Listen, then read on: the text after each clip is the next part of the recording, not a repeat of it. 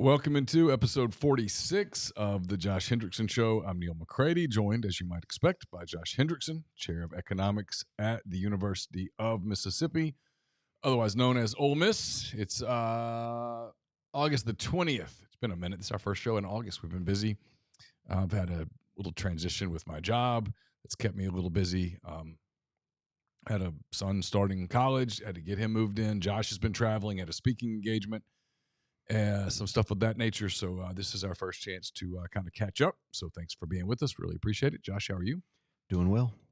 All right. We always start with the Cubs. We'll start with the Cubs. It's August the 20th. Cubs trail the Brewers by 7 games as we speak. Those two teams play this evening. In Chicago, it's conceivable the Cubs could cut it to 5 games or trail by as many as 9 when the series ends tomorrow. Feels like the Brewers are winning the Central. What are your thoughts on where the Cubs stand right now? When I look at the Brewers, every stat that I see about the Brewers is, oh, this is the first time in 40 years that the Brewers blah, blah, blah, right? Oh, this is the first time in, 55 years that a team has done this or whatever. So Babe and Babe and the Iron Horse and the 27 Yankees have nothing on these guys. They have had unbelievable luck, like just unbelievable luck. And I keep waiting for like the mean reversion here. So I keep waiting for them to come back to earth, and it doesn't happen. I think that they have to come back to earth at a certain point. Maybe that will be in the regular season. Maybe that will be in the playoffs. But they sort of have to come back. I don't think the Brewers are that good. They are not the best team in baseball, but they are if you look at records. And my friend Andy Kennedy always says, you are what the numbers say you are.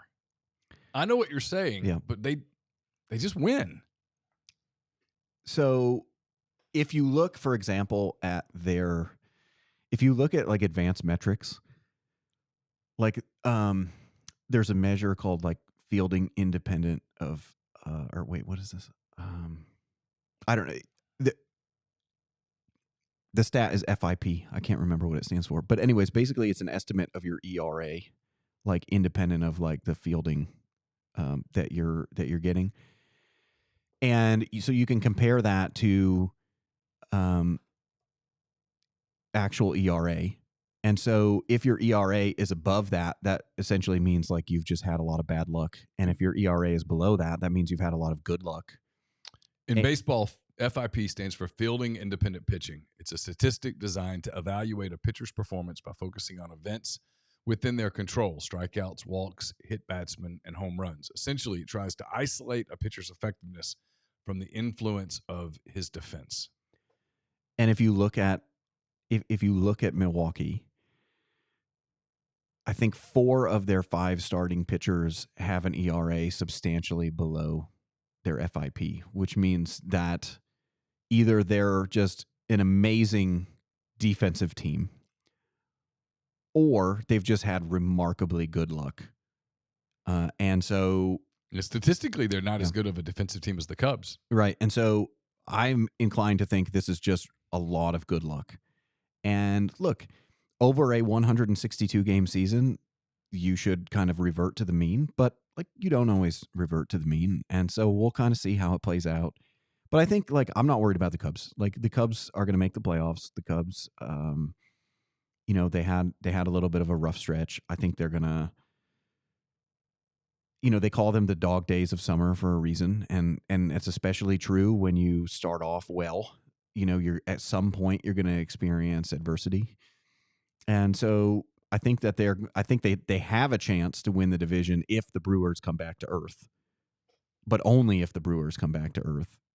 But that's closing every single day because we're, more than halfway through August. At the same time, I think they're going to make the playoffs. Look, if you can make it to the playoffs, you've got a chance to win. You've got a chance to go to the World Series. You got a chance to win the World Series. Yes. I have not been convinced that they could win the World Series without another top line starting pitcher. So, ironically, here's a crazy stat for you. Ironically, the Cubs have the best starting pitching by ERA in baseball since the All-Star break. They've just been so egregious offensively for the most part that they've wasted a lot of those opportunities. Well, and the bullpen, their bullpen's not been bullpen's great not either, great, right? But I think, look, they're going to make the playoffs. Once you make the playoffs, anything can happen, and so I will hope for the best. I think they could catch the Brewers, but the Brewers have to come back to earth. I mean, they're just experiencing like the most ridiculously, they're having It's voodoo magic. I mean, it's just completely insane. I mean, there was a game against the Reds last week where like the Reds had to make like 10 moronic plays for the Brewers to win the game, and turns out the Reds were happy to make those 10 moronic plays. And so, I mean, it's just, that stuff, sometimes you just get lucky. And so we'll see. I mean, I don't think that they're the best team in baseball, but their record says they're the best team in baseball. So we'll see. We'll see how things go down the stretch, and we'll see what happens when they get to the playoffs. All right, one more general question, then we'll get into specifics. This is episode 46. Trump is president 47. He's 45 and 47. So we'll meet in the middle. I'll still ask the damn question. How's he, if you're giving him a grade today, literally 7 months in, he's been president 7 months in this term. What's the grade right now with some of the stuff that's going on that we're about to dive into? I don't know if I've ever mentioned this, but if you ever notice when he wears the hat, on his hat it says 45-47. Yes. And I'd love that it says 45-47 because it's like this very subtle, like I'm president 45 through president 47. Right? It's like this very subtle troll of everybody just on the side of the hat. He could have easily used a comma. He did not. No. So it was a very deliberate choice that they used the hyphen. Could have even used a slash. Yeah. Yeah. And so I would say a B. I'd say it's a B. I'd say certain things they've been really, really good at. Certain things they seem to have made some unforced errors. But I would give them a B. All right. Let's I know the big topic is Russia, Ukraine, and we'll get there. Get your thoughts on what's going on. But I have found the most interesting story, and I told you this. I've been busy. Preseason football camp's been going for 3.5 weeks. New job, the whole deal. Been busy. So I've intentionally kind of avoided the news. But I found the whole war on D.C., basically the war on D.C. crime, to be fascinating. Not just because, mostly because, well, two things.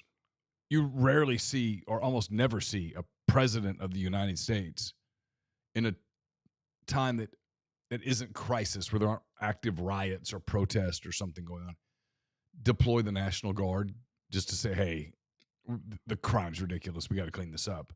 We're going to clean up the city. And when he did it, I found the pushback from the other side to be fascinating. So wait, you're against cleaning up a city? You're against eliminating crime? You're against reducing crime? How does that work? And it reinforced to me the sideline parable here. You're either on this sideline on this team, or you're on this sideline on this team. There's nobody out in the field between the two hashes. It's like going to a football game and there's nobody out there, maybe a few referees, but otherwise no players, no combatants in the middle of the field. Everyone is on the sidelines. It is just girded for there's no way anybody is willing to cede a single point. And I just kind of found that to be absolutely, from a social standpoint, to be fascinating that one side says, hey, it's so bad that the only way to clean this up is to go in and attack it, basically. And the other side says, wait, there's crime, but you have no right to stop it.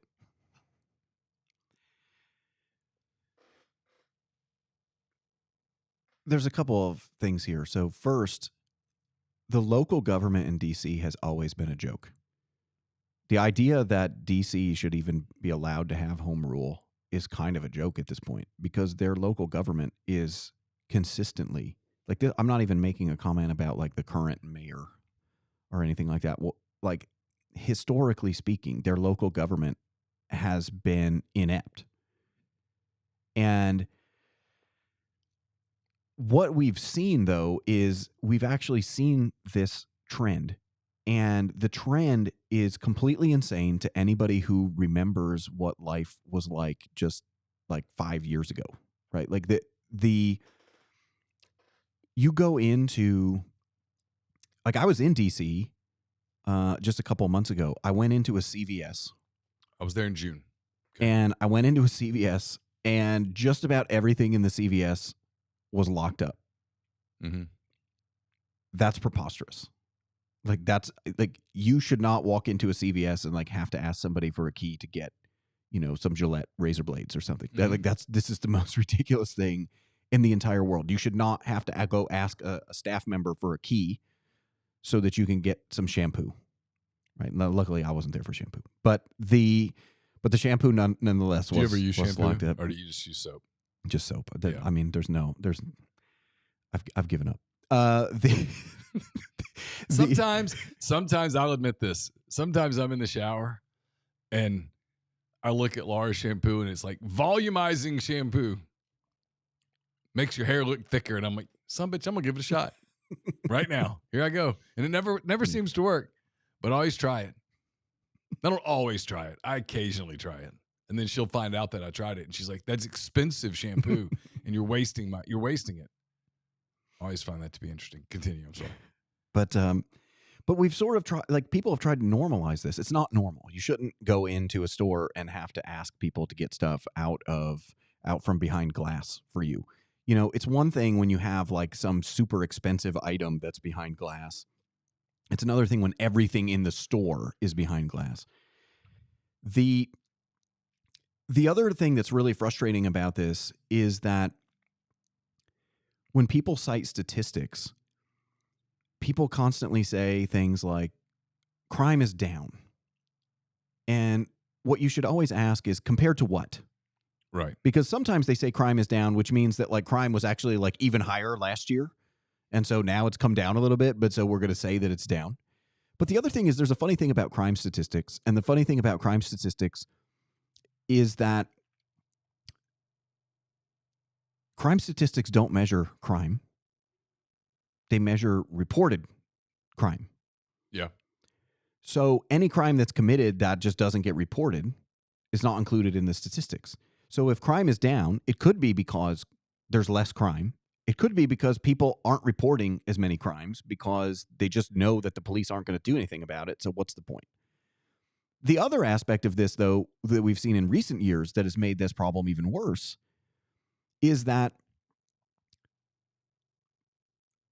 law enforcement has either been forced to do this by, their local district attorney or whoever, but a lot of law enforcement has downgraded charges in these big cities.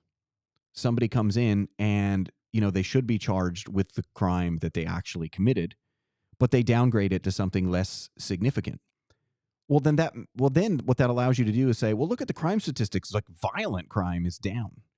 But what you'll notice is that there's like this really weird thing when the statistics are being manipulated. There's a weird thing where violent crime is down, but like murder is up, which seems like really bizarre, right? Like, so people are being less violent, but they're murdering more people. Like, wouldn't you think those things would be correlated? Like if murder seems like it would be pretty violent, right? Like if people are committing murder, you would think that either those same people or other people are also more likely to commit violent crimes that don't rise to the level of murder. But you don't see this. You don't see this in a lot of these cities. What you see is they'll say, oh, violent crime is down. But like then you look at the murder rate and the murder rate is up. And so what's particularly frustrating about this episode, and people actually who live in DC were making this point, which I think is really important, and it's probably not a point that you would expect me to say, being a sort of like numbers person, is that there were people in DC that were saying, I don't care what your statistics say. Like, I live here. Yeah. I know what I experience Yeah. on a daily basis. Yeah. And I do think that's actually important. And it's important for the reasons I just mentioned. When the statistics start to get manipulated, it's very easy to say, like, oh, things are getting better. What are you doing? Like, what are you complaining about? Like, look at the statistics. But at the same time, people experience things. So it doesn't matter whether, like, the reported crimes are down. It doesn't matter whether reported violent crimes are down. People know what it's like. People know whether they feel safe walking around the city. People know whether or not they are, they know whether or not they're in a safe neighborhood. They know whether they need to watch out for things when they're in particular areas. And the thing about it that's frustrating is that you have all of these people who are coming out and just saying, like, there's no problem here. But I think this kind of gets into, like, why to the extent that this Trump administration has been successful, like, one of the reasons they've been successful is they've taken 80-20 issues and they have somehow forced Democrats to side with the 20. Right. Because the overwhelming majority of people, regardless of their political bent, are against crime. They're pro-safety. To your point about perception, local perception is reality. I'll give you another example closer to home. This is today. Gary Parrish, who works for Grind City Media, which is essentially a partner with the Memphis Grizzlies, the NBA team, for those who don't know. It was reported today, and Gary talked about it. Let me see. I want to give credit. Sam Hardiman, who is the enterprise reporter for the Daily Memphian, not Mississippian, Memphian, reported that improvements to the downtown area are the main thing holding up a new deal between the Grizzlies and the city of Memphis. And Gary tweets, yes, there are stats indicating crime is down. That's great, but folks need to feel safe, and truth is, too many no longer do. I don't know if you remember, it was back in the season. It may have been during the playoffs. The Grizzlies exited the playoffs in the first round, but it may have been when that was going on. Stephen A. Smith with ESPN kind of did a thing that got described as a rant, and it wasn't a rant. He was being honest. He said, people around the NBA don't want to go to Memphis. They don't want to play in Memphis. Other teams don't want to travel to Memphis. They don't feel safe in Memphis. Of course, they got all sorts of pushback, people fighting back. That's not true. That's not true. And Gary Parrish today said it is absolutely true. He's not making that up. NBA teams don't like going to downtown Memphis. That's where the arena is. Fans don't want to come.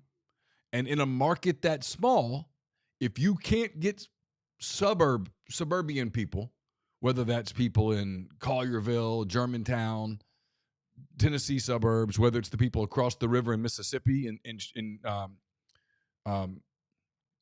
can't I think of them? DeSoto County, or people across the river in Arkansas. If you can't get that suburbia to come into downtown Memphis, not only for Grizzlies games, 41 Grizzlies games a year, also concerts and events, and the data says you can't, you have a problem. No matter what the crime stats say. No matter whether the crime stats say, hey, violent crime's down, crime's down. If the businesses that are trying to make a living in an area, whether it's DC or Memphis, say, no, I know what I'm experiencing, and the locals say, no, I don't feel as safe today as I did before, well, you have a problem, and that's a problem that technically you would want fixed. Ideally on the local level, but if the local government can't solve it or refuses to solve it, and the state government can't or refuses to solve it, at some point you either say one of two things: F it, or you hope that maybe there's a federal fix. Am I right? Well, and DC is a unique case because in DC, like, you actually don't need permission of the state or anything like that because DC is already a federal territory. They just have home rule. But I think the thing that the Trump administration has done, like, on the things that they've been most successful at, I think that they've been most successful where they've taken problems where people have said, oh, this is very complicated. I don't know, how you think you're just going to step in here and fix it. And they just come in and fix it.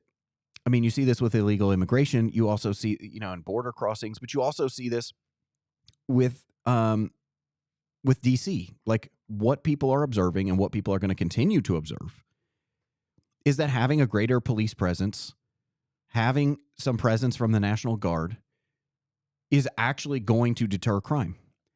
And people like to pretend that we don't know how to prevent crime, but allowing rampant crime in your city is a choice.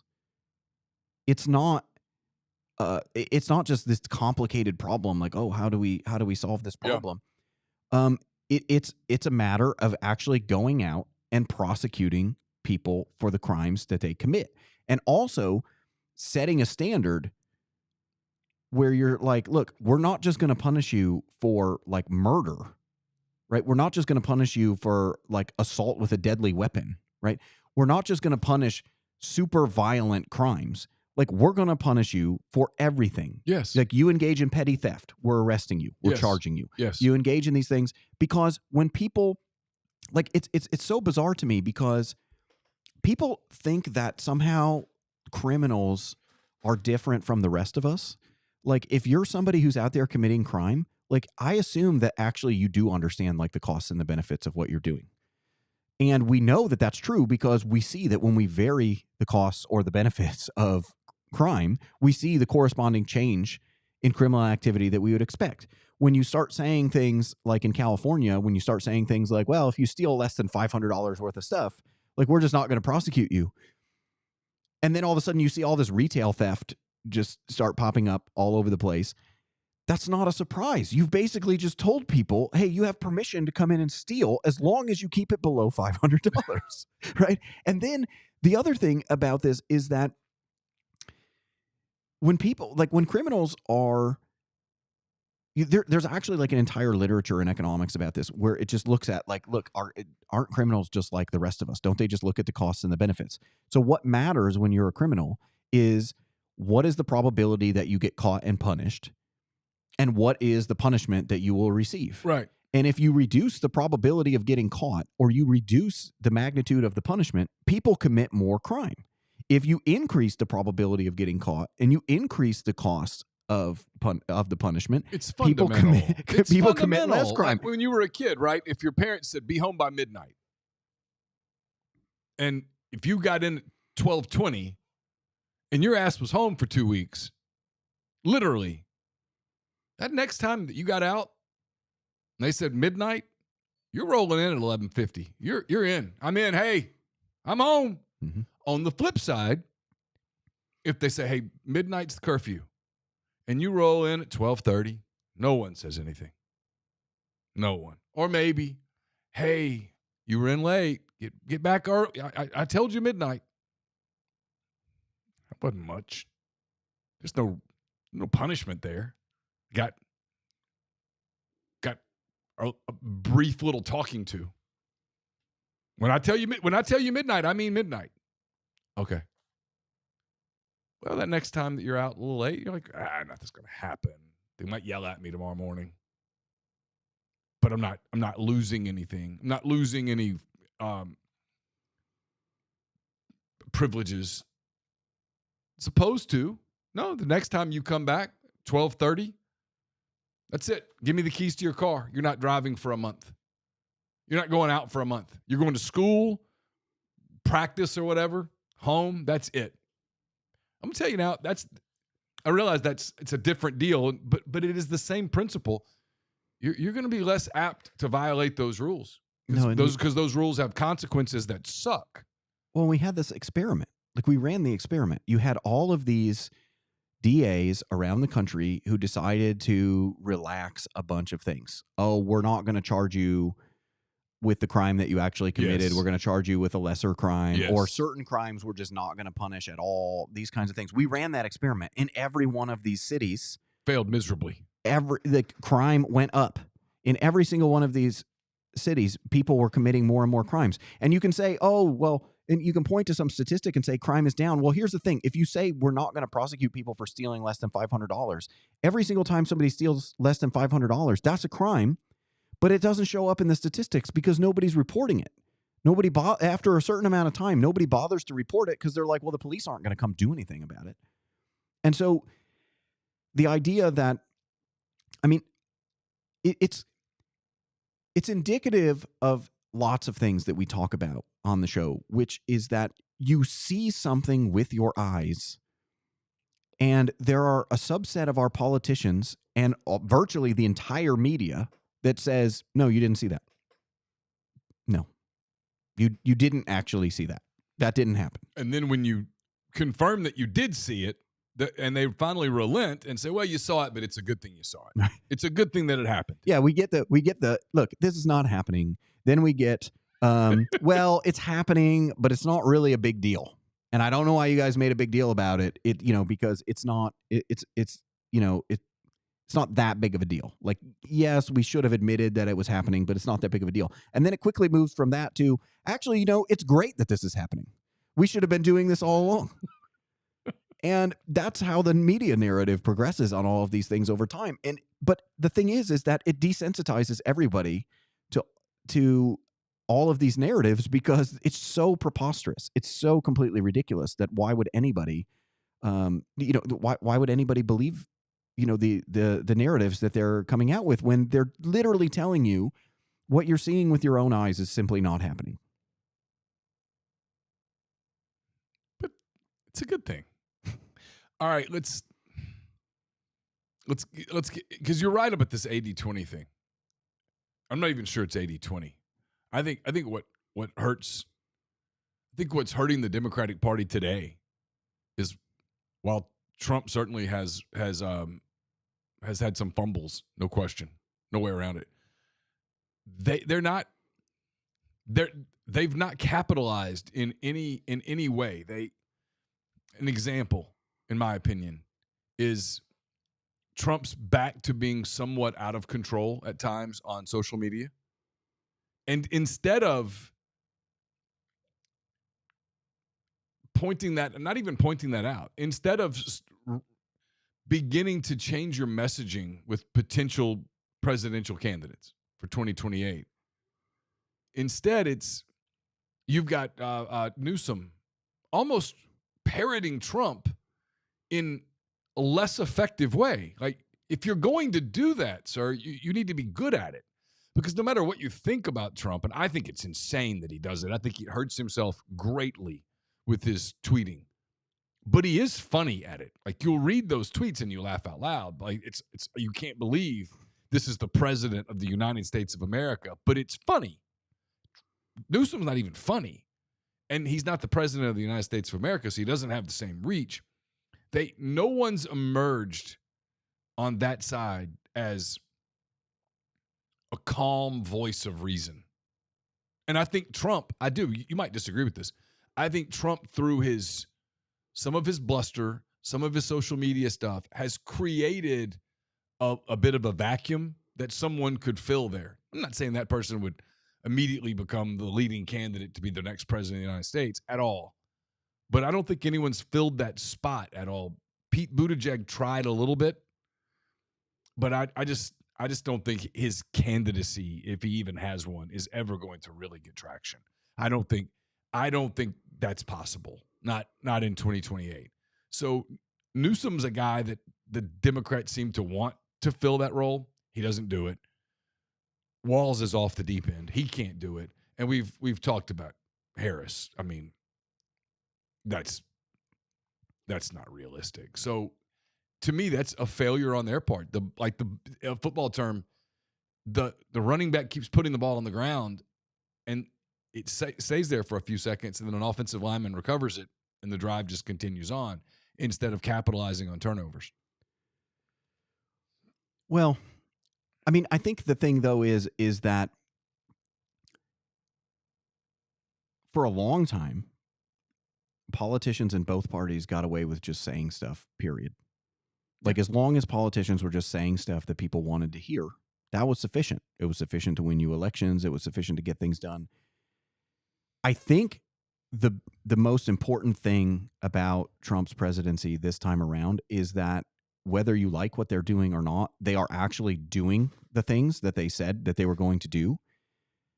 And they're demonstrating that if you actually just set out to do these things, like, you can just do them. And, people for years said that,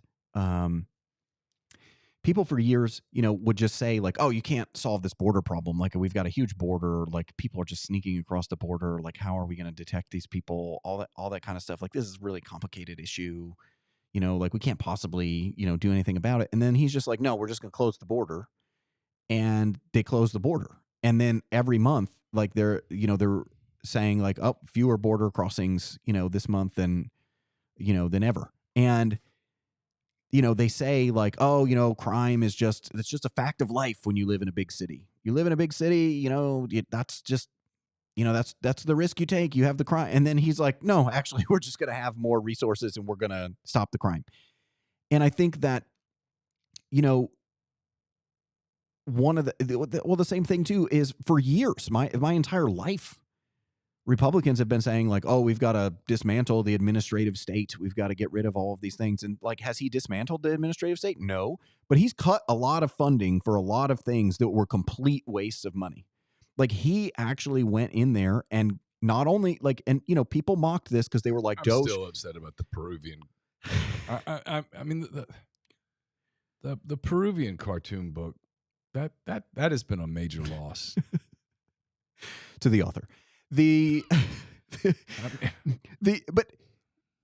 I mean, the thing is even that people mocked. They were like, oh, they're going to have this Doge thing, and yeah, they're going to cut this spending, but, like, they don't have, like, the legislative authority to actually make these cuts. But then they got those cuts codified into law. And if you look at the things that they were cut, like, people should dig into this. I mean, it's like, a lot of this is just blatant money laundering.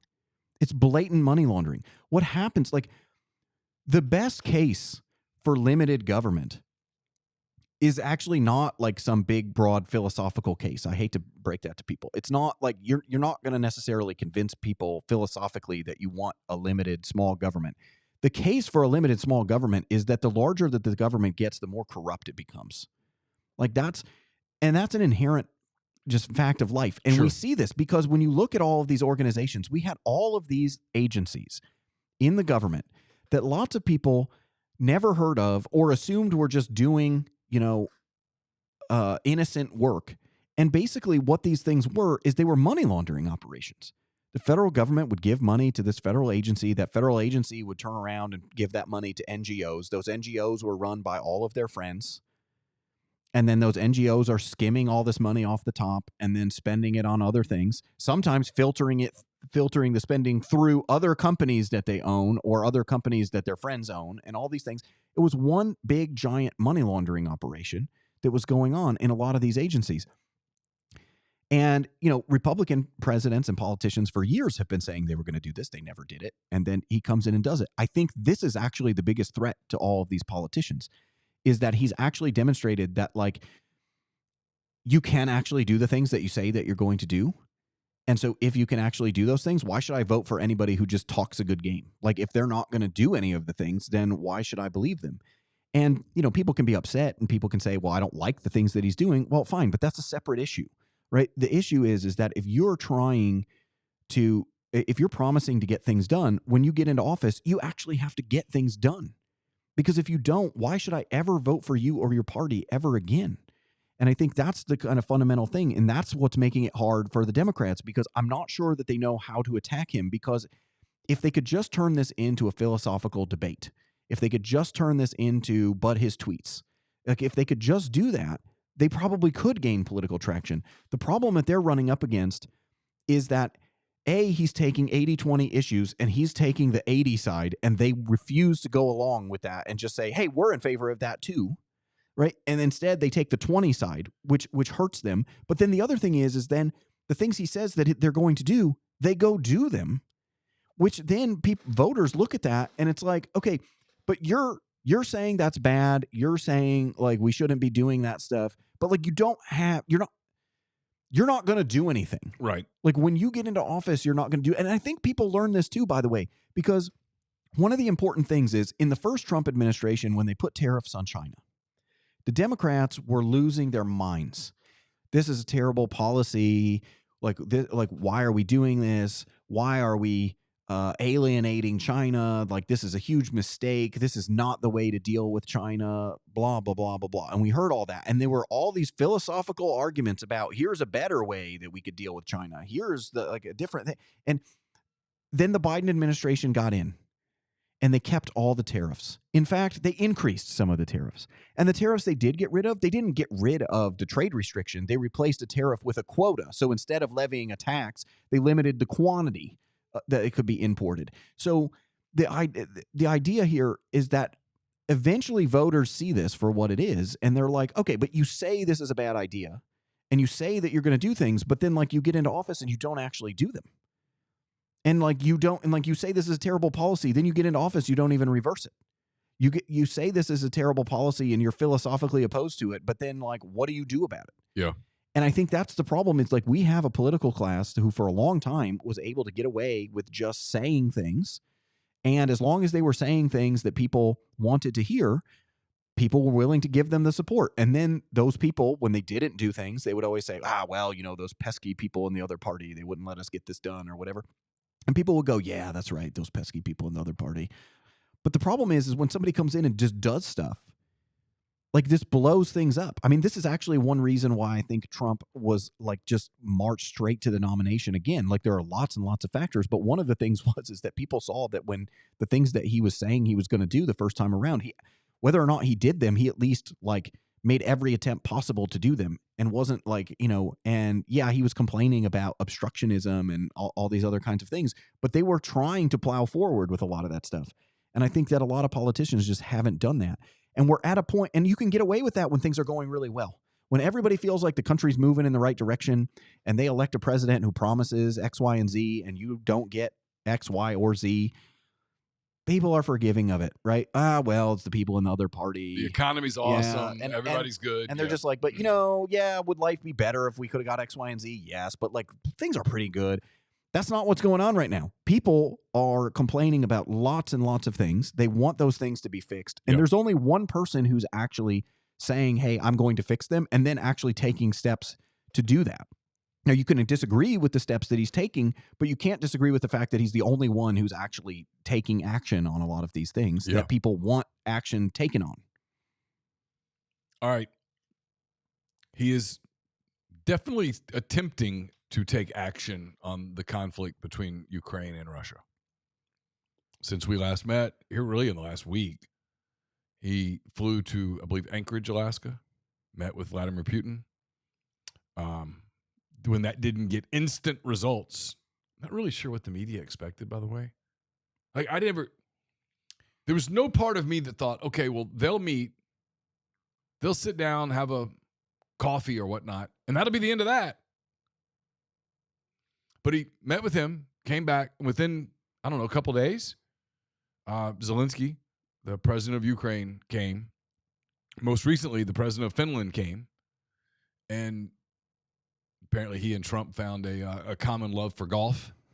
And there's some he was able to express his thoughts, the Finland president was. We're still fresh enough off Aka being here that whenever I see Finland, I'm kind of interested. But anyway, there does appear to be slow, reluctant movement, at least, towards some sort of not just a ceasefire, but a peace agreement, which would be obviously monumental. Because you shared something with me in private that I won't dive into publicly unless you tell me that it's good to. I'm free to about what you were told. But any reduction in conflict internationally is a good thing. Trump ran on this. He said, hey, in fairness to the people who criticize him, he said, I'll get it done on the first day. Well, it's 7 months in, it's not done, but there is some progress. What did you make of what's happened? Where do you think that's going? How critical is it that peace is found? So there's a couple things here. One is, I think what makes this different is that Trump himself is different. So most of the time when administrations try to be the mediator in these kinds of conflicts, like they don't do it themselves. Like they have staff members and they send those staff members to go meet with other staff members. You know, like if this was a more traditional Republican administration, Marco Rubio would go to Russia. He would meet with his counterpart. They would kind of work out some terms, right? He would do the same thing with Ukraine. Then he would kind of act as an intermediary. And kind of under the radar too, right? Yeah. And then once everything was kind of ironed out, then all of the big people would come out and go, okay, here's our deal. This is the deal. And if there was no deal, they save face because nobody really knows that they were trying to negotiate this behind the scenes, right? So it's normal, for example, for Marco Rubio to be in his role to be talking to those people. And so nobody's necessarily going to suspect that he's there to negotiate a peace deal between these two countries. But Trump isn't like that. Trump is like, I'm going to go meet with Putin. I'm going to meet with Zelensky. I'm going to talk to both of them. We're going to get them, we're going to get them together. We're going to agree, on something. And so, first of all, I mean, look, politically, that's a risky strategy because you are making yourself the mediator. Yeah. Right. Yeah. But it's also just completely different. But also, the media coverage is just like, I don't know how.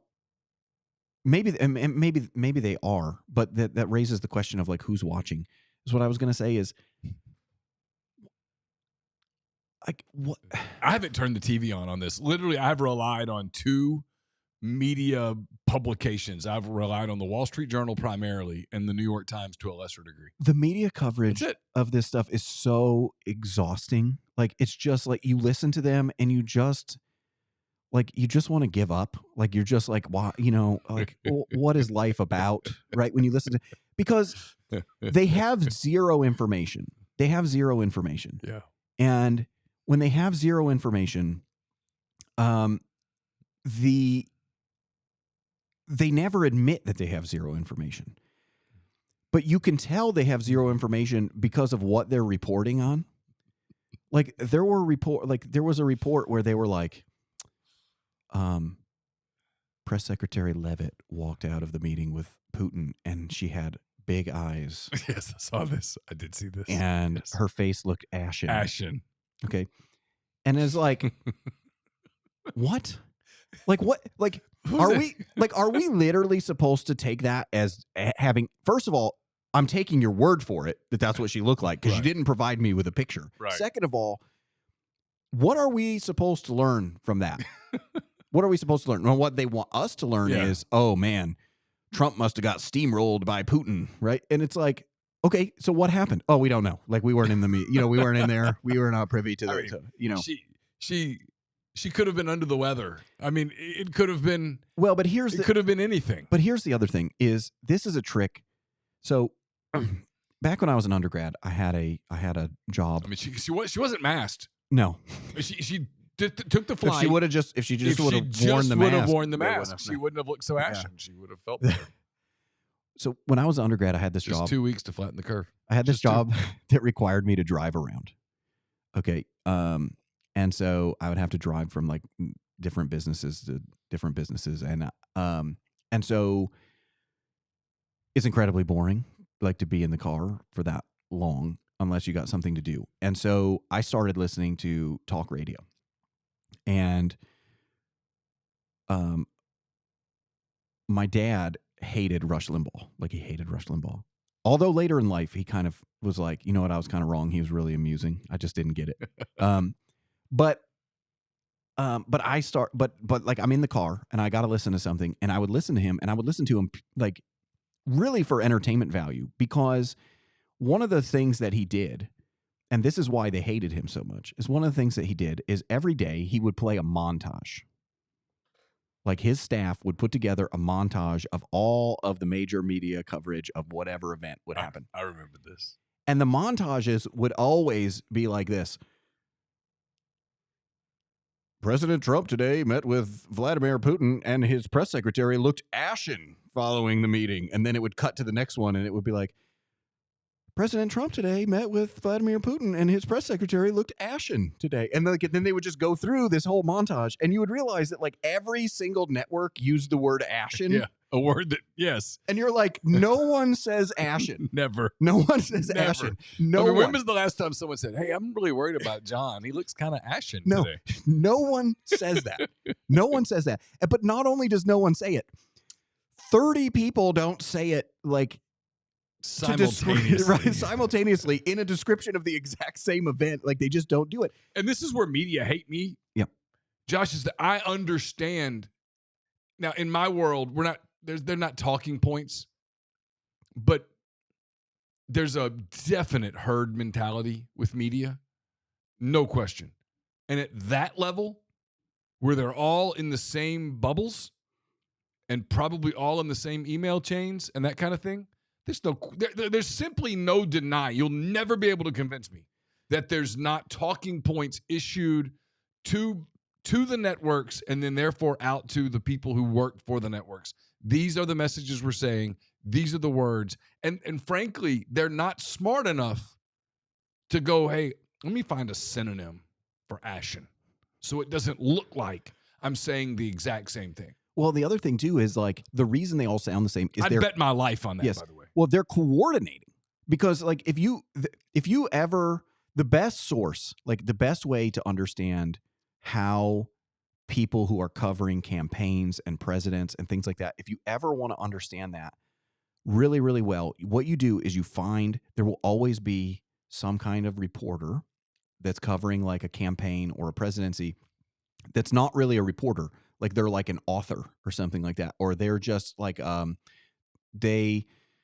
a writer. They like, maybe they write novels, but occasionally they write, occasionally they publish stories in like the Atlantic or the New Yorker or something like that. But like, if you pay attention to those people are always shocked at what they find when they show up to cover these campaigns and these presidents and stuff, because what they will say is they're like, you go to something, you go to this event where you're going to cover this speech and they'll say, oh, where are you guys going to sit? Where are you guys going to be located? Like, for the speech, is there a good place, that I should set up? And they'll go, oh, we're us all going to sit in the media room. Yeah. But the people who don't do this, like for a living, who are doing this as an assignment, like as a special thing that they're doing for some newspaper or magazine, they look at that and go, what? Like, why? Well, why would you do that? Like, why do you want to sit in a room with other journalists and like, while you listen to this? And because they are actually trying to write something unique, right? Like they think that their job is, I have to have like a specific kind of angle on this coverage for people to care at all. The people who do this for a living, they don't care about that at all. Like they're just like, I work for the Washington Post. People who read the Washington Post, they're going to read the Washington Post no matter what I write. Yes. I'm going to go sit with these other reporters. Yes. And the problem is then everybody walks out of that room and goes, she looked ashen. and it's like, this is preposterous. And so the media coverage has been awful because the media knows absolutely nothing. Yep. But they can't admit that they know but nothing. They pretend that they know something. Yes, of course. But what they quote unquote know is just like these ridiculous observations of like, oh, one of them looked tired and one of them looked happy and one of them looked sad and one of them looked ashen. Like this is, it's like you sometimes that's valuable information. Not all the time is that valuable information. So that's the other thing is like the media coverage makes it sort of really difficult to cover this. And this is where Trump uses social media well. Mm-hmm. This is where he uses it well. When he stays on message and he says, this is what happened. This is who came. This is what we talked about. This is where we are. Because then the media is forced. They get in these deals with Levitt where she eats them alive, where they say, well, what really happened here? And Levitt, who is the spokesperson for the president, says, well, the president has already said that this is what happened. Specifically that, he wants peace sooner rather than later. And he wants them to get together sooner rather than later. And a reporter literally said, well, is that what he said? Was there really an emphasis on the, and she's like, yes, it's right there in the statement that he made. Now you can question the validity of the statement, but you can't question what was said when that's what he said. I don't know if I'm expressing that correctly, but you realize my point is they're going into it. They're going into it with a predetermined. You'll see this in sports writing sometimes. You can tell that someone's in a hurry, and they've got a story written, and they go in and they're asking a question that is essentially, you guys really want to improve your third down defense this year, correct? And because they just want the quote, because the whole story's built. If the coach were to say, no, actually, I think our third down defense last year was pretty good. I think the bigger emphasis for us this year is we've got to be better on first down. They don't know what to do with that. Yeah. Yeah, but what about third down? Because I'm writing about third down. Yep. In fact, he just gave you the story, which is no. I mean, actually, looking back on it, when we broke it down, and I'm not talking about anybody. I'm making up a thing. We went back and looked at it analytically, and what killed us last year in the games we lost was our first down defense was poor. Actually, our third down defense, even in the games that we lost, was well above average. Josh, they'll still write the third down story. And that's happening in the media. That's happening in the world media, where, nope, this is the narrative. And no matter what anybody says, this is the narrative. And so you frankly don't know, because you can't trust the people that are reporting it. You frankly don't know what's happening in terms of, there's been a lot of activity, a lot of meetings. People have come to Washington. He met. That was the first time that a Russian president had been on American soil or an Alaskan soil since, I think, Alaska became a state. You see, there's a lot of historic movement, and yet, because that doesn't necessarily fit the narrative that they're looking for, especially the mainstream media, you just don't get objective reporting. Well, the other thing that's bizarre about it is a lot of the media coverage. So there was a literal red carpet for Putin to walk on, and like he gets off the plane and he walks on the red carpet, and stealth bomber, and Trump kind of gives him a little clap. Yeah. As he kind of gets off the plane.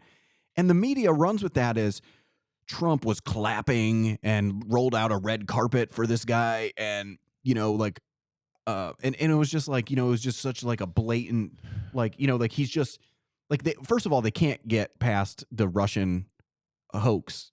Like, it turns out that like, we knew that like a lot of this stuff was made up. It turns out that like not just a lot of it was made up, like all of it was made up, and not just made up, but like it might have been made up like deliberately as a strategy, and possibly at the very highest levels of the U.S. government, and possibly could have broken some laws. And so, but they're still stuck on that. There's a potential law that was violated that rhymes with reason, starts with a T. I can't think of the word. And they have.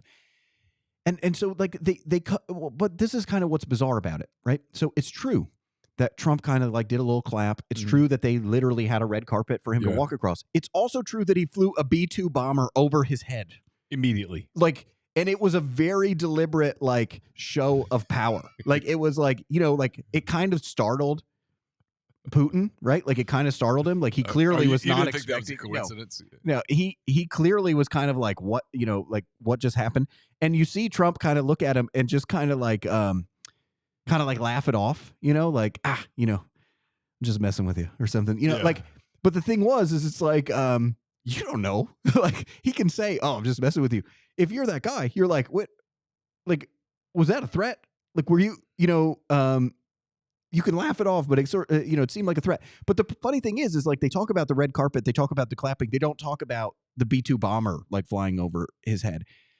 The other thing is that the media is so wedded to their pre-written story is that Putin is going to win the negotiation. Like that's their pre-written story. Yes. Because they want to write that story so that Trump looks like a failure. Mm-hmm. Right? They want to say, oh, Putin just walked all over us and it's all Trump's fault and like, these poor Ukrainians, blah, blah, blah, blah, blah. Here's how a negotiation works. I don't know if any of these reporters have ever engaged in a negotiation, but when you engage in a negotiation, there is generally give and take in a negotiation, right? Now, it's possible that in a negotiation, I can get whatever I want. It's possible, but I have to have a threat point. I have to have a threat point to walk away. Yep. In order to get what I want. Yep. And Otherwise, okay, there's give and take. So somebody's going to give up something, somebody's going to give up something else, and then you kind of agree to like, okay, you're going to make this concession, I'm going to make this concession. Yep. We'll move on. You put in deadlines and things of that nature. And what you see with the media is like, they're very committed to like any concession made by the U.S. and Ukraine is a loss. And it's like, well, if we're here to negotiate peace, there's going to be some concession. Yes. Like, there's going to be some concession. Because Putin can't go back to Russia and just go, well, I gave them everything they wanted. It's over. Yeah, you can't. He loses his credibility. Well, and you can't just say like, okay, here's our peace deal. We're going to pretend like you didn't do this invasion and you're going to get all of your troops and your people out. And then also you're going to pay for all the damage that you've done. Okay. So there we go. Here, but I do think like, look, I do think this is an important point. There's a super important point, which is that everybody in our political class and everybody in our media, if you listen to them speak, it's as though they have heard of one war in the history of the world, and that is World War II. Because they've put everything, they filter everything through like a World War II lens, right? And in their minds, okay, World War II was good versus evil, right? It was the Allies versus the Nazis, right? It was the Allies versus these evil Japanese who engaged in a secret attack against the United States. Mm-hmm. And it's good versus evil. But not just in the sense of like we're good and they're evil. Like literally in the sense of we are morally superior to these people, right? Yeah. And you can make that case for World War II. You can make that case. And so they view that as like a righteous war, a just war, right? Like this was worth fighting for. This was worth going in and doing that. And we showed them, right? We defeated them. You know, we made them surrender. This is their perspective on war. The problem is that we also had this war in the 20th century that was called World War I. Okay. This came before World War II. Okay. As is usually the case, right? So the World War I is very, very hard to make the moral case for World War I. Like what was the moral case? Like what was so evil about the Germans in World War I that they had to be stopped? Like this is not to say that the war shouldn't have been fought. This is not to say that that there were not legitimate reasons for the war to be fought. But there was no clear moral superiority in that war. And that war was particularly deadly. And that war was particularly deadly because you essentially had all of these European powers who hadn't fought a major war since Napoleon, okay, who like 100 years later are now engaged in conflict, and they're using the same strategies and tactics that they used in the 19th century, but now there's machine guns. And so what you had is you had very violent, you had very, very violent warfare where people are just being cut down. Young men are being cut down and killed by machine gun fire. And it was extremely deadly. It was extremely violent. It was very, very difficult to make any progress on the battlefield. Progress was very slow, very costly. And it was so bad.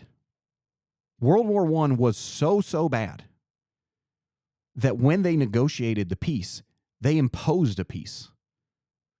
The Allies in World War I imposed a peace on the Germans that the Germans could not pay. The Germans could not pay it. They couldn't afford it. They saddled them with so much debt, they couldn't afford it. But also the German people didn't really think that they had lost the war. They all thought that if they had just fought a little longer, maybe they could have fought to a draw. Or if they had just fought a little longer, maybe they would have won. And so you have this population of people who don't think that they really lost the war, who are now forced to suffer the consequences of that war. And so World War II looks a lot different if you actually understand World War I. Because you understand that the terms of the Treaty of Versailles were so severe that this is the sort of thing that gives rise to someone like Hitler to come to power. Because the Germans are like, what? Like, what did we do to deserve this fate? Right.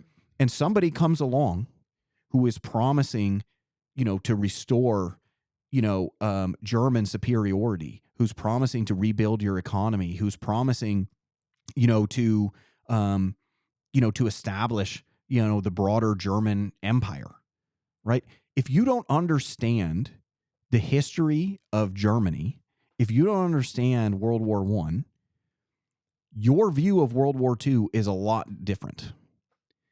The problem is that what we have now is we have a press corps and we have a political class whose history begins in the mid-1930s. They have no knowledge of history before that. Everything begins in the mid-1930s, and it goes from there. And, you fight wars when you're morally superior. You listen to them talk, and that's how they speak about Russia versus Ukraine. It's good versus evil. Now, good versus evil, first of all, is different from right versus wrong. Okay? Good versus evil is different than right versus wrong. You can argue that by invading another sovereign country, that was wrong. It doesn't necessarily follow that it was evil. Okay? We talk about this all the time. Wars, people don't seem to understand why wars are fought. Wars are fought to bring about peace. Yes. I know that people will say that that's a weird thing to say, but wars are fought to bring about peace. You go to war because you are in a state of nature where the things cannot continue as is, because because either your peace is literally threatened, like you've been invaded, for example, or you feel as though your peace is increasingly being threatened by someone else. And this is what ultimately leads to war. But the problem is because we have to filter everything through this moral lens, we know Putin's bad, and so we don't even have to understand why he did what he did. All we need to know is that he's bad, and that he's bad, and so therefore, because he's bad, we have to stop him. That is not at all the criteria. The criteria that you judge things by is you evaluate to what extent is your peace threatened. If your peace is not threatened, this is not your fight. But to the extent your peace is threatened, then it might be worth going to war. But also, you want to understand whether your opponent is right or wrong, whether you're just a third party to the conflict, whether the person who started it is right or wrong, whether they are good or evil. It actually is much more important. It's much more important to evaluate why that person is doing what they are doing. Because if you don't understand why they're doing what they're doing, you're not going to bring about peace. You're not going to bring about peace. You can only bring about peace if you can define victory. And you can't define victory if you don't know what the objectives of your opponent actually are. And the way that this is covered in the media is it's covered by basically the dumbest person looking at the map and saying, well, Hitler was evil and so was Putin. And so we just have to defeat him. Okay, at what cost? And who is we? Define we. Do you mean the Ukrainians? Do you mean the Europeans? Do you mean the United States and its broader security umbrella? What do you mean by we? These are all things that have to be defined. They don't ever define these things. They don't ever articulate these things because they think everything is just World War II over again. There's a good side and there's a bad side. It's good versus evil, and we just have to side with good and go from there. I feel horrible for the people of Ukraine. Okay. But at the same time, Ukraine is a mess. Ukraine is a mess. It was a mess before the war. It's likely to continue to be a mess after the war. These are things that you have to evaluate when you're trying to make peace. You have to understand those things because you cannot figure out what concessions you should expect from the Russians, and you can't figure out what concessions that you are going to try to get the Ukrainians to agree to if you don't understand the state of Ukraine, if you don't understand what is going on in that country. You have to understand what is happening. You have to understand the state of affairs. You also have to understand the fact that people back in the 1990s, there were people who were writing about this saying, look, eventually there's going to be this conflict in Ukraine, and there's going to be a conflict in Ukraine because the people in Western Ukraine, they identify much more with the Europeans. Yeah. And the people in eastern Ukraine, they identify much more with the Russians. And Ukraine is going to, at some point, face an identity crisis. And so maybe this will result in a civil war. Maybe it will result in a Russian invasion or some kind of conflict between Ukraine and Russia. But ultimately, that was an issue. That's an issue that has to be resolved. And that's another thing when you're talking about making peace, is it has, like,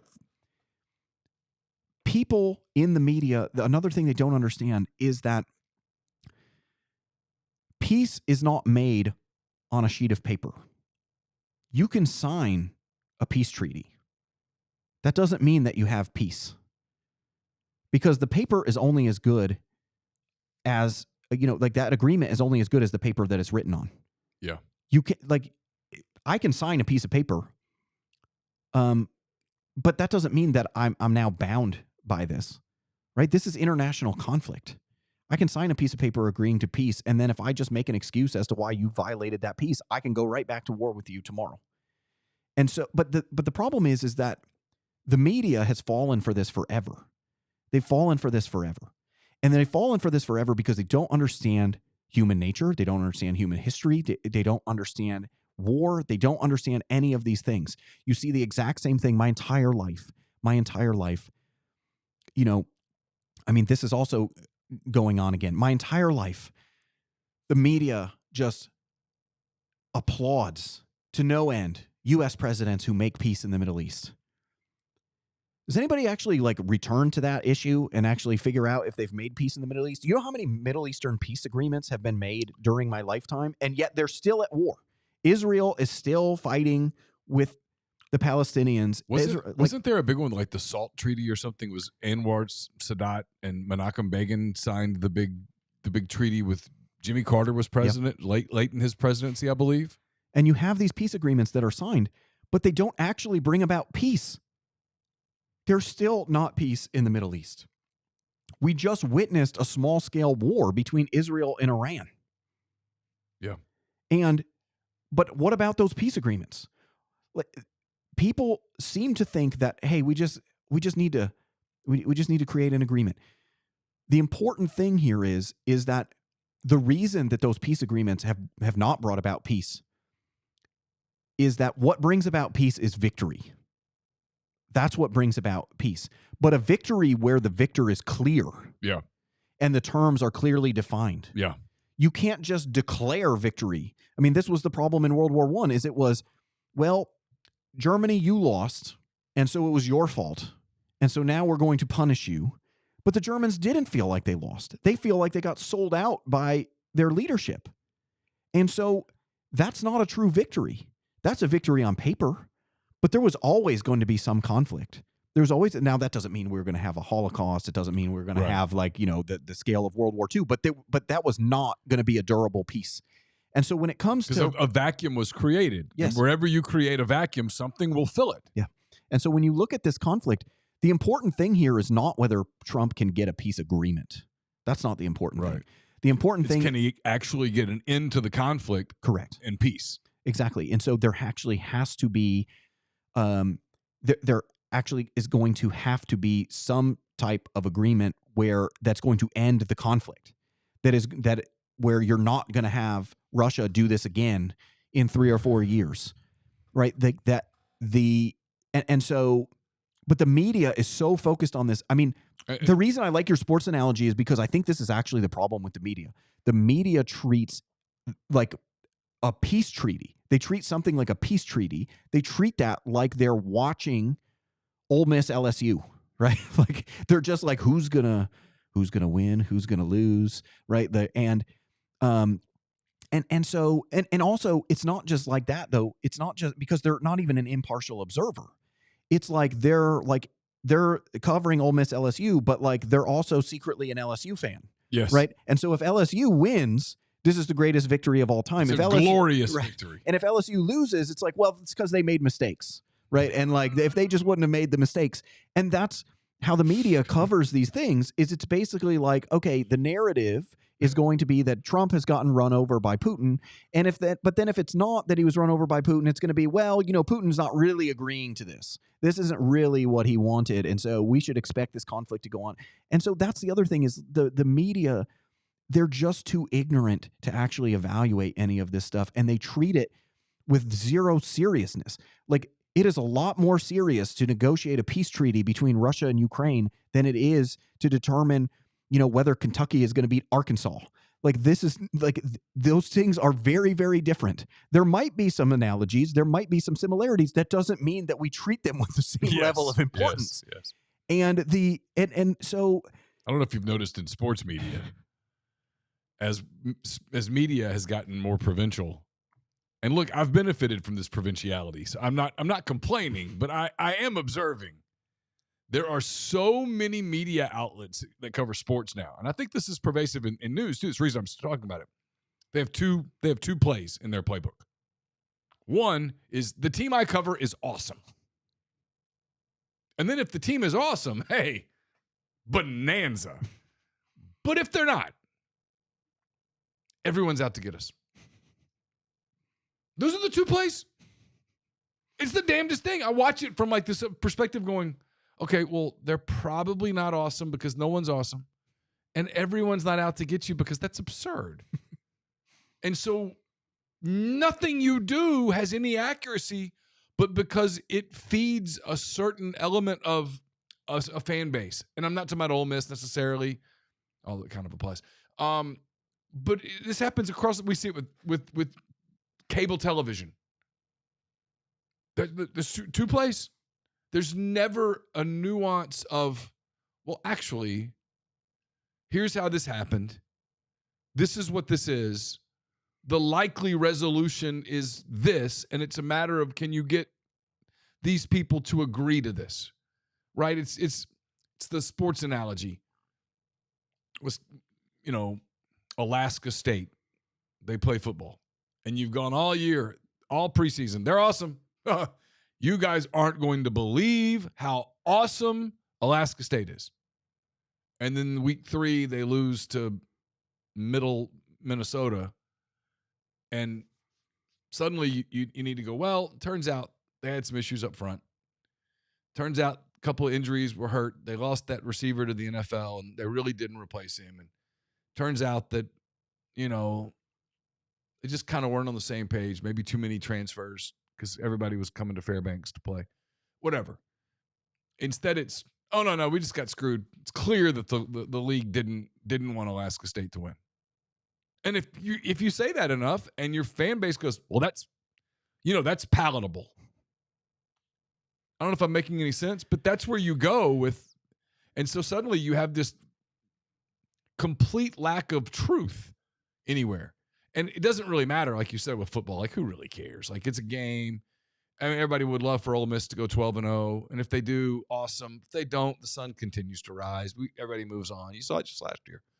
But with this, I mean, this is life and death. This has real international consequences. Well, and there's a lack of seriousness. Like, the thing is that what people don't seem to realize is it's easy. I think this is another problem that we have is, and it doesn't get talked about enough. The people who deserve a lot more recognition in our society are people who fought in the global war on terror. These are guys who signed up to go fight. In many cases, this is not what they signed up for at all. Okay. But they signed up to go fight. They experienced war, arguably with little reward in the end. Many of them suffered a great deal. Like many of them died. Many of them suffered, permanent life-changing injuries. But even the people who came back fully intact, they didn't necessarily come back fully mentally intact, right? They didn't come back like they didn't find it the easiest to reacclimate into society given what they had seen. And those people deserve a lot of respect. But, but part of the thing that we're observing in society is that people have this attitude that there's just people like that out there, and those are the ones who are going to fight the wars. And if we're being honest, our ruling class, those aren't their sons. Right. And So war is not real to them. Mm-hmm. It's not real to them. It's like playing a board game. It's like playing a video game. It is, chess on the computer, right? It's just, moving pieces around and, seeing what happens. These are real human lives. And the thing is that fighting the global war on terror, the reason that a small segment of the population fought that war is because we were fighting smaller scale conflicts, right? We're not going up against great powers. We're not at war with Russia. We're not at war with China, right? We're not at war with a big adversary. And when they treat this with the lack of seriousness that they treat this, it is it's mind-numbing, because it's like, do you understand that if the United States were to go to war with Russia, that your child would be going, right? Like, and your child applies to everyone, right? Like it would require, every 18 to 22-year-old male, being called in for that war. The same thing with China.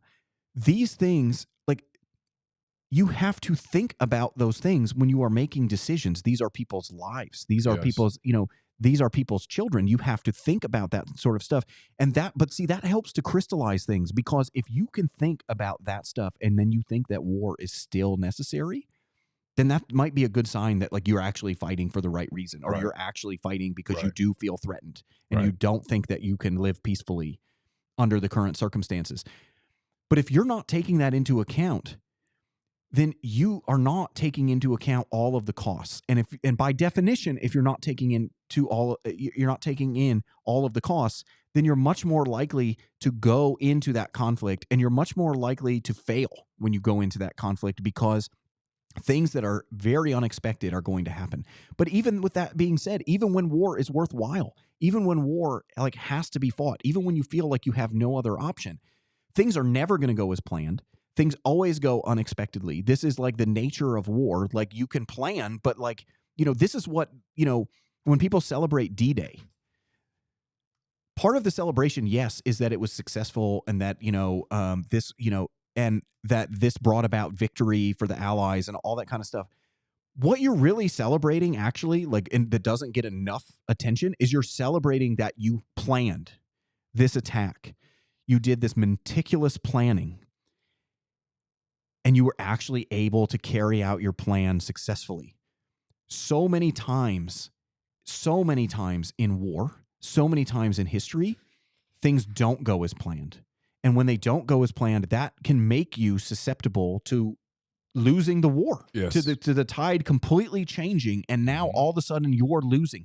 And the thing is that, we talk about this all the time in terms of counterfactuals, and I always give the example of, everybody makes fun of Pete Carroll for not handing off to Marshawn Lynch. Well, we don't actually know what would have happened if they handed the ball off to Marshawn Lynch.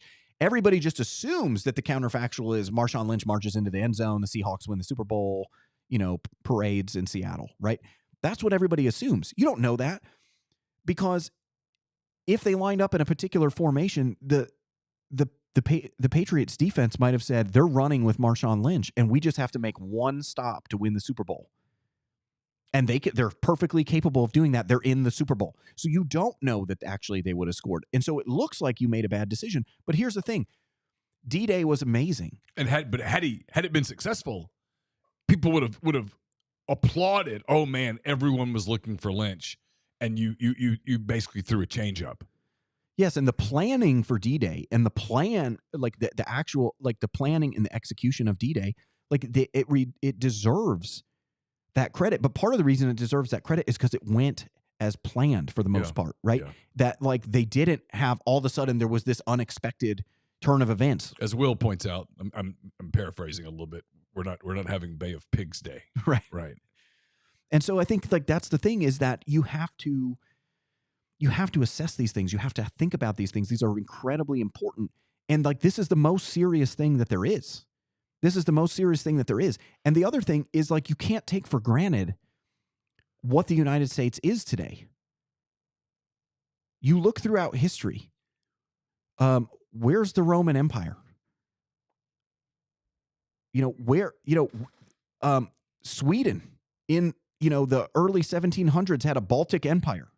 We don't even think of Sweden as having a military today, right? Like, things change in the world. Yeah. And you have to be able to understand that those things change. I mean, like, if you read histories of the Roman Empire, like, there's 100 explanations for why it fails.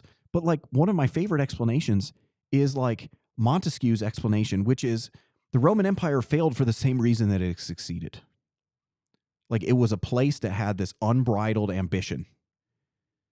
And when you're in the building phase, that unbridled ambition, that will take you far. Yeah.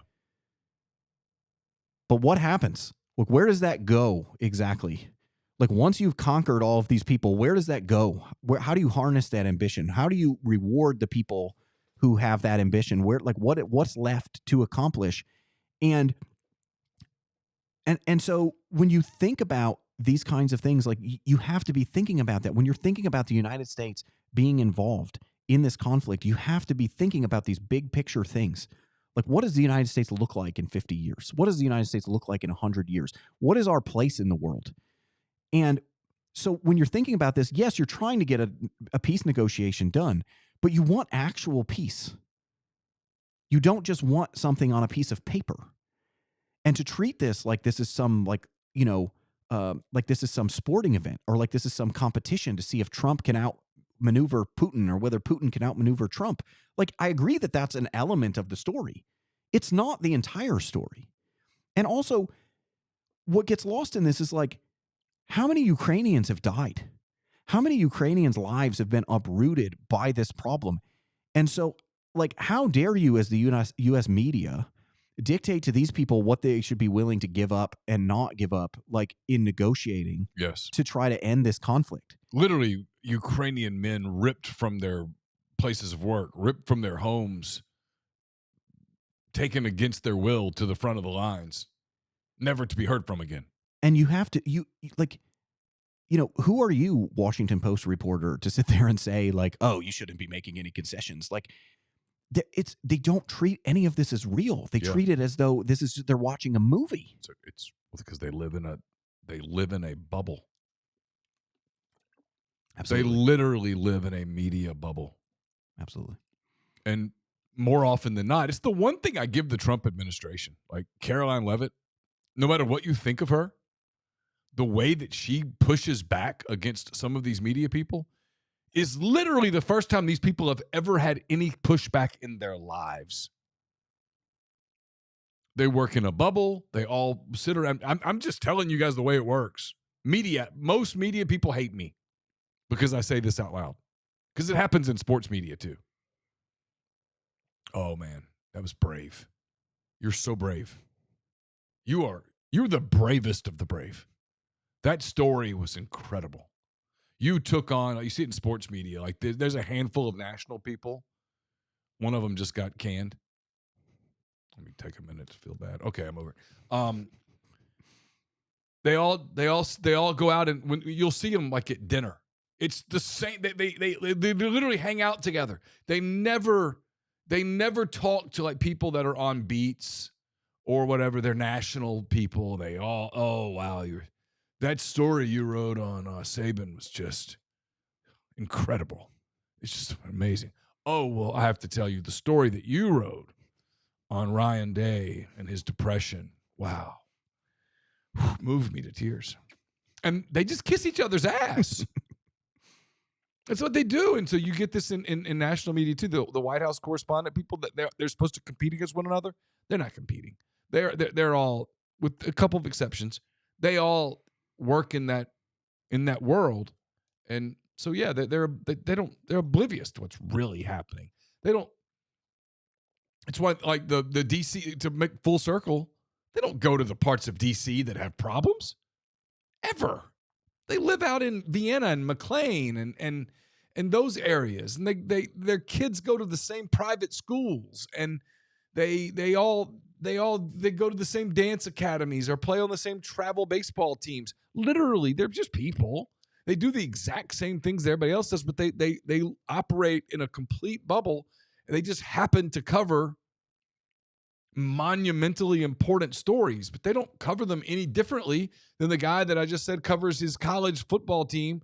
That there's two ways that they're awesome and they're out to get us. Two plays. That's it. There's no nuance. There's no, well, this was a good team, but turns out it was flawed. Right? I mean, I think I'm getting ready to cover a very nuanced football season with Ole Miss. I'll give you the example. I know we got to go. I'll give you the example. I think I'm covering a football team that has a real chance to finish better than its predecessor. Okay? From a record standpoint, from advancing into the playoffs, winning a playoff game, etc. I think it's a real possibility. I think the path to that is much thinner than its predecessor's path. I think last year's Ole Miss team had a very wide berth to the playoffs. They didn't get there, but it doesn't change the fact that they had a wider berth. I think if you were to play a hypothetical game between 2025 Ole Miss and 2024 Ole Miss, 2024 Ole Miss would take 2025 Ole Miss back behind a woodshed and beat it to death. It beat its ass. Now, we're never going to see that game, so no one will ever be able to prove me right or wrong. That game's never happening. But it's nuanced.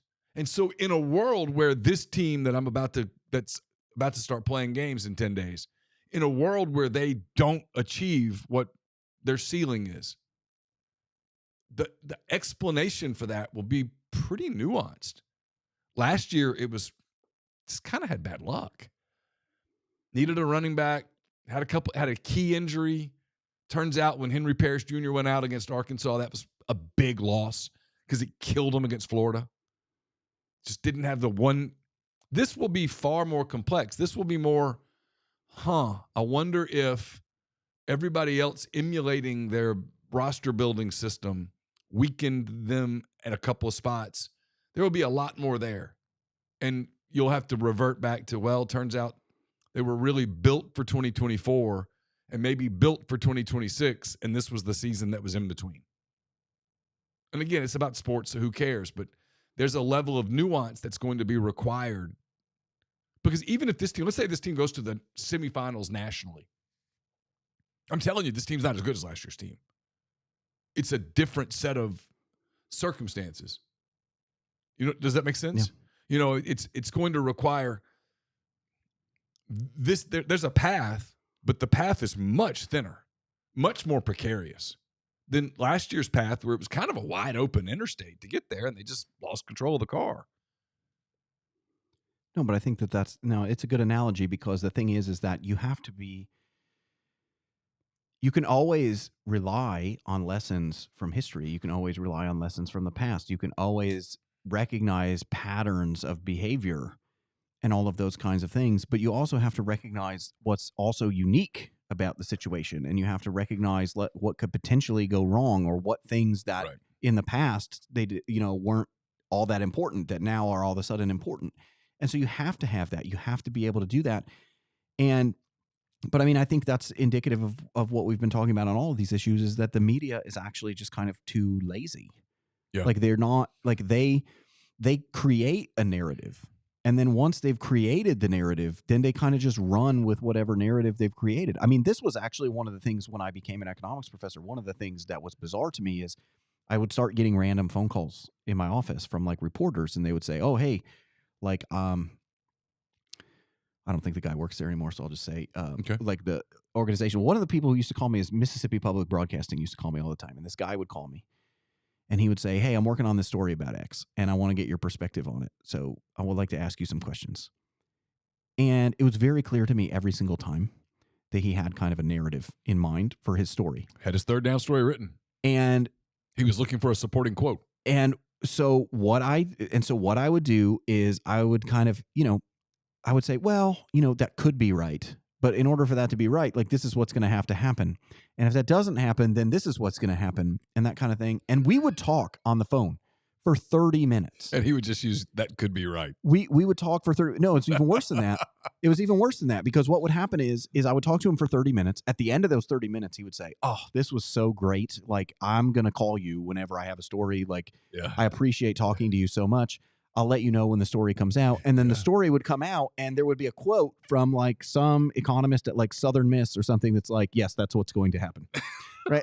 And I would just sit there like, what is happening? Because that's the other thing. Because that's the other thing is if the guy never called me back, I would have completely understood. I would have been like, okay, he wanted that quote. I didn't give it to him. He went to somebody else. He got the quote he's looking for. That's what's going on. But then he would call me back. Yeah. And then we would do this all over again. And I was just kind of like, what are we doing? Why? Because he didn't really, he was so used to doing what he did that was just the way that he did it. That was status quo. In a world where, like, we'll use Ole Miss as an example. They're going to be awesome. And then they're not. Okay. If they are, well, your job's easy, right? Your job's easy. Just, I mean, hey, I said they'd be good. They're awesome. Look. They're going to be awesome. They're going to be awesome. There's no path to this not being awesome. And then it's not awesome. Literally, instead of going, well, here's what happened. It's, well, do you see the holding penalties? They were the second most penalized team in the league. Clearly, the league didn't want them to win. And next year, we'll go right back to, they're going to be awesome. And people buy it. And I don't think too many people buy it. I think fewer people buy it than ever before. That's why the ratings are down everywhere, right? Mm-hmm. People have seen through it now. We lived through 2020. We know it was full of shit. And so, but it's fascinating to watch with media because this is the part with media I know we got to go. I've kept you way too long. The fascinating part with media is they're literally, like in DC at CNN and all these places, they're seeing the numbers die. Somewhere there's a board meeting where someone goes, whatever we're doing doesn't work. It doesn't matter. They get that validation from the very small segment of people that they actually interact with. Let's do it again. So yeah, they call you again because maybe one day you'll give them the quote that goes, "Oh yeah, that's exactly what's happening. You're brilliant, Steve," and away they go. It's just so sad because people deserve better. People deserve to actually, people deserve to actually read,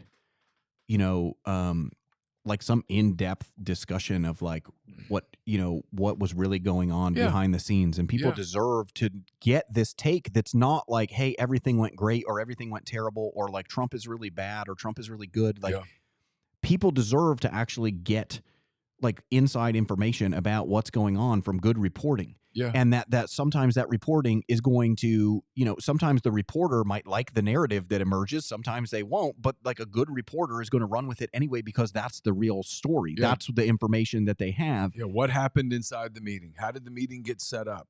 What happened? Were there points of contention? Were there points of, the TikTok? It's one of the reasons I've said this. One of the stories that there's a handful of writers that I really enjoy. And this usually happens with baseball teams and basketball teams, usually professional teams.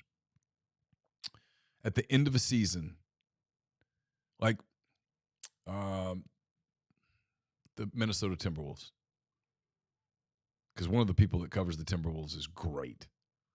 I read his stuff religiously for a journalism standpoint. Not even I want to learn from some of his writing. I really like his work. The Timberwolves lost in the Western Conference Finals to the Thunder in 5 games. So it was pretty obvious after they lost game 4 that they weren't going to win the series. So he had a couple of days to get ready. And he did. He had a fantastic story that was basically ready. They got blown out in game 5, so he wasn't having to like do a lot of game coverage.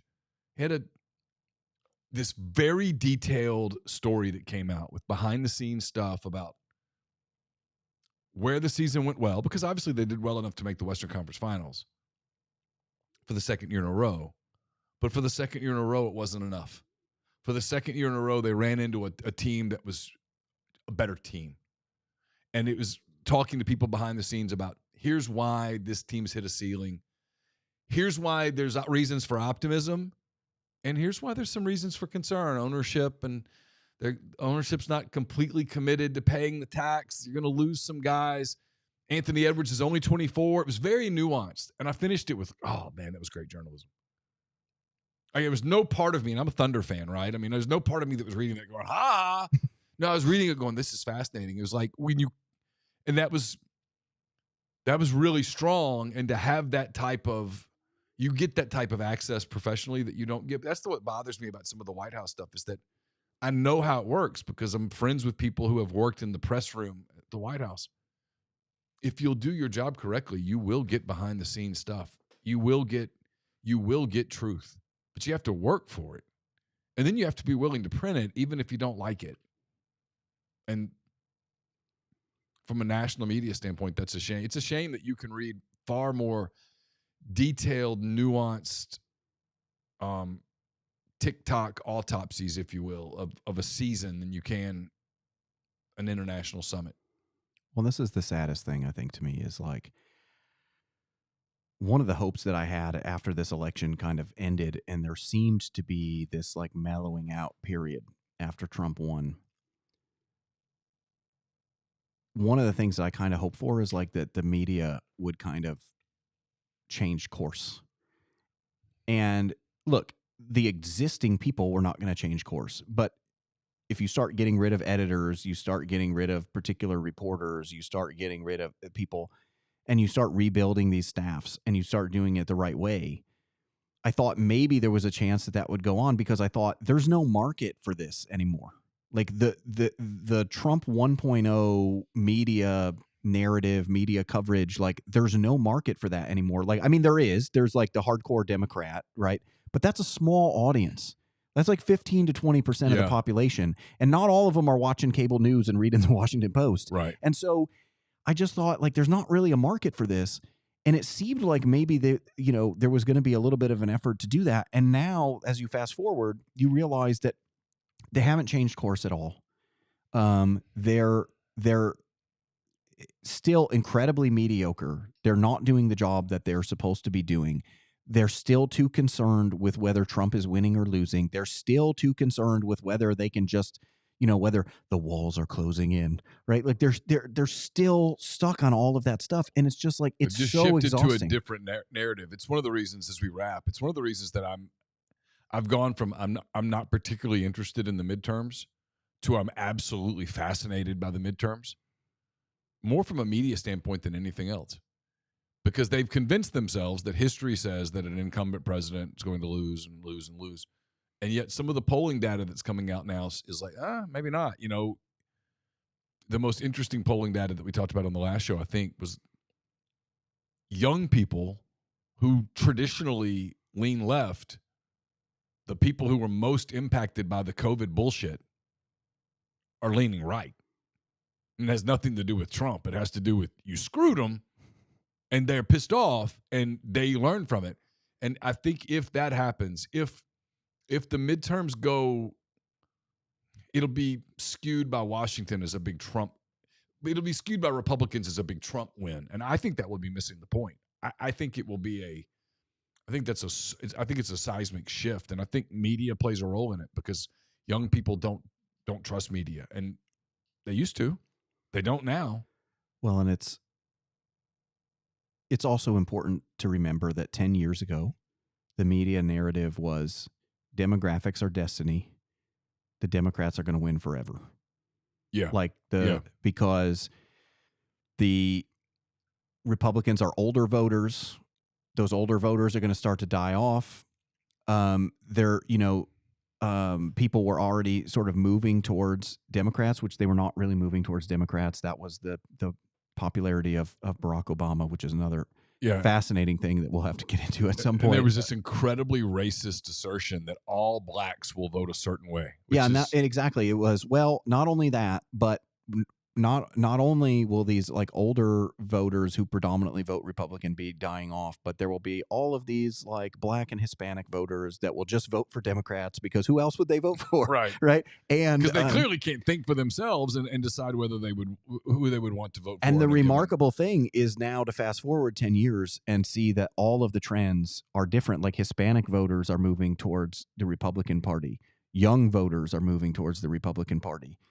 The most, when they had those No Kings protests around the country, nobody was under 70 at these things. Yeah. It was just a bunch of old like baby boomers, just like it was old white people. It was every person who watches MSNBC, every single viewer, all 30,000 of them out there. And it was like, what?